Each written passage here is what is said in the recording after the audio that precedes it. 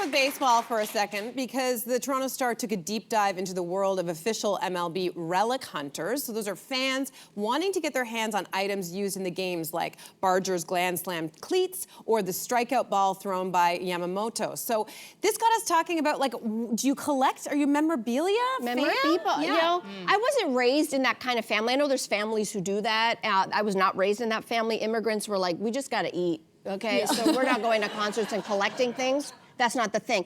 However, I came to become someone who likes to collect memorabilia, and I'm not particularly a hoarder type, but you connect them with a beautiful memory. I covered William and Kate's wedding, so I have tons of memorabilia. I have teacups from Buckingham Palace. I do. And then I went, oh my gosh, well, if I did William and Kate, so I have Harry and Meghan official Buckingham Palace merch, and we know how that story turned out, so it's really worth something today. I don't know about you guys, but being in the media, we have lanyards for all kinds of events. So when I covered the Olympics, I have my lanyard. I covered the Invictus Games with Prince Harry. I have my lanyard. I also went to the baseball game on Friday, and guess what? I was trying to get memorabilia. The only thing I got my hands on was the free stuff, a free towel and a free scarf that they put on your chair, because the lineup, I took a video because I couldn't believe it. There was a lineup to try to get merch, and this lineup went from the level 100 up to 500 in Rogers Center. It was a 2-hour lineup. This was worse than the Taylor Swift concert. That's the majority of the game that you were standing in line. And so, like, and they were paying an arm and a leg. Of course, I wanted the World Series emblem. I didn't get it. If you've got some, send it my way. I wish I had it.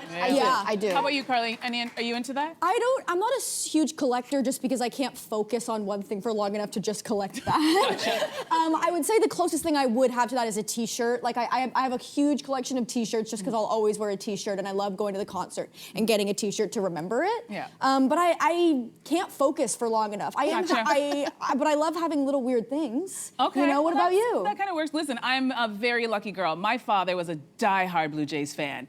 And when they won 32 years ago, he went to all the games, and he bought 3 sweaters and a hat, and he always wore them, and I remember him wearing them all the time. So now he's passed away a year ago. For those of you who don't know, my dad passed away a year ago, and I keep thinking during this time, I'm like, my dad would be so happy if he were still alive. But I get to wear his shirt and cheer for the team and continue that legacy of cheering for the Blue Jays, wearing his stuff, and this is the authentic stuff. So I'm so glad I have that stuff, because a 2-hour line I'm not standing in, but I have the authentic stuff from back in the day, vintage Blue Jays gear. So I feel very blessed, and I want to thank my dad for watching me.